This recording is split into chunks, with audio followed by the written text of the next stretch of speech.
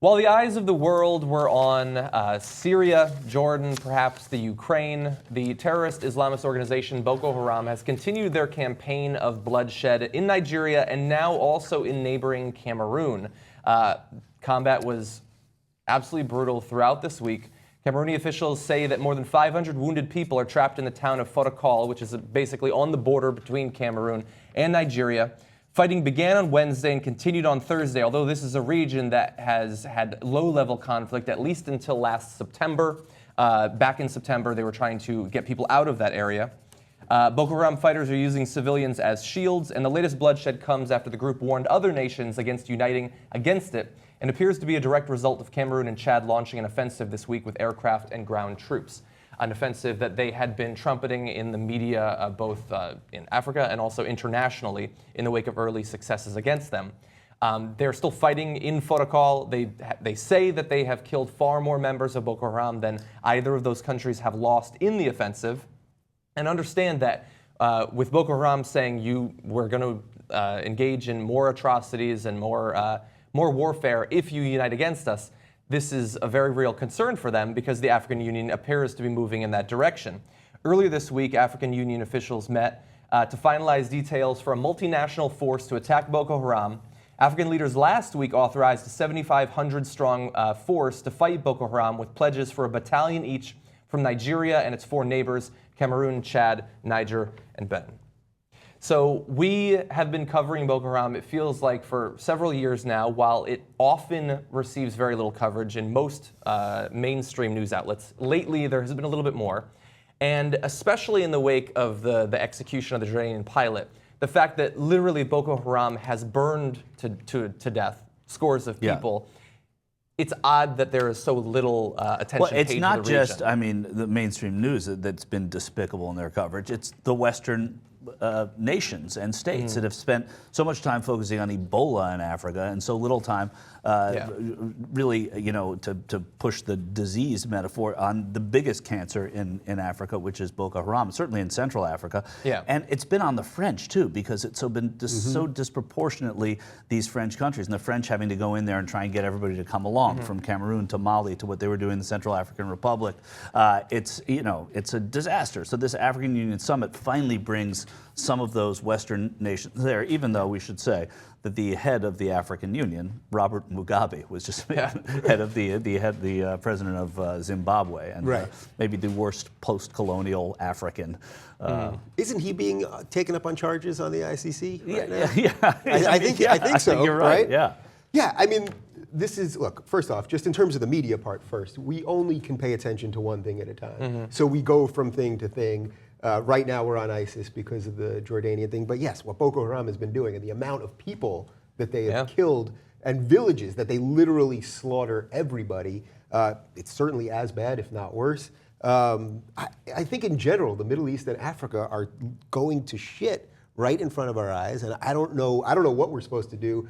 But I don't even think there's any debate about it. We don't have any sort of... Certainly not about Boko Haram. Yeah, but even with ISIS, I don't think we're having like a real proper debate about what we're supposed to do or what we're not supposed to do or what anyone in that part of the world is supposed to do. So until ISIS is dealt with, certainly as far as just from an American perspective, we're not going to do much of anything. Yeah. Now, you mentioned France. France is flying some like surveillance, and they're trying to help out in that region. Obviously, they have, I would say, a debt to the region, perhaps. Right. And yeah, it is frustrating that we're not having a debate. I mean, we're certainly not having a debate about Boko Haram. I'm sure that at some point there will be additional aid given in terms of just money, perhaps food, something like that, perhaps military hardware. I doubt we're going to send in many troops. I don't even know if that would be the right move to make. And the problem is that our relations with Nigeria are so poor because we're not going to sell them any munitions, which is saying something big if America's not going to sell you their weapons. Well, they're likely to end up in the hands of Boko Haram. Well, because of the... Well, we generally don't have a problem with that. We don't care about it as long as we make the sale. Yeah. But the thing about Nigeria is that because of their human rights violations, ironically, we don't do business with those countries. And Nigeria is in a position both geographically and politically to be the ones to do the most about it because it's where Boko Haram is. Yeah. Do you guys think we're supposed to do anything? This is what we talked about ISIL the other day, or ISIS the other day, and I'm of this mind at this point, everything we do, we screw up. And everyone hates us when we go in. And if we don't do anything, then we always see everything get worse. So I don't know by us going in there. I mean, you know what I mean? I'm not talking about troops. I should say, bombing, in recent memory, everybody hates us when we go in. We haven't always been hated when we go in. I meant more in the last, let's say, 20 years or something. Obviously not World War II. We're only as good as our last invasion, I guess. But there is reason, and certainly in Africa, it's so desperate there, and we don't spend enough time. You say, well, there's ISIS going on, so we're not, and Jordan, so the news isn't going to focus. Well, the news and the people have to focus on this, obviously, and they wouldn't, if there was anything else, they would be focused on anything but Africa. Right. And that's the problem. Yeah, they were sort of strong-armed into covering it because of the hashtag Bring Back Our Girls for a short period of time. I'm glad that happened, at least to put the name Boko Haram out there so people are familiar with it. I share your frustration about the no real debate. I mean, at least in terms of dealing with ISIS. It's not even that we just don't debate all potential options. We don't even really debate all potential military options, like whether we should have a military presence there. It's just what level of military force we'll have. That's the only debate. You have Barack Obama, who's willing to put billions of dollars and thousands of troops, and then you have the Republicans who are willing to put X amount of dollars more, they won't be clear, and X amount more soldiers, they won't be clear. Yeah, for example, later this week, I'm thinking that the White House is going to send unauthorized use of military force to the House. The House is going to have to take it up, and it's not going to be easy there because of what you're just saying. You have the Republicans who are, well, I don't know if we want to authorize the White House. Well, the White House is saying, hey, listen, if you want us to do something, you've got to at least authorize us. Boehner says he expects that there will be some debate over that, and there was at least one Democrat. Wait, are you talking about for against ISIS? ISIS, yeah. But think about it. We've been bombing Syria now for months without that.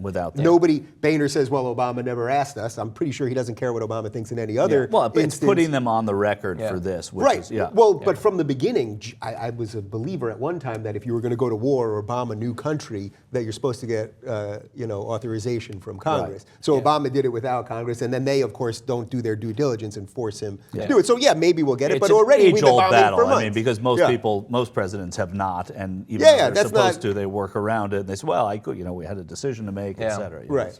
No, just quickly back to Boko Haram, we have a remark sort of getting to, I guess, what Michael brought up in terms of the lack of international aid to the region or international attention even to the region. This is from Cameroon's information minister.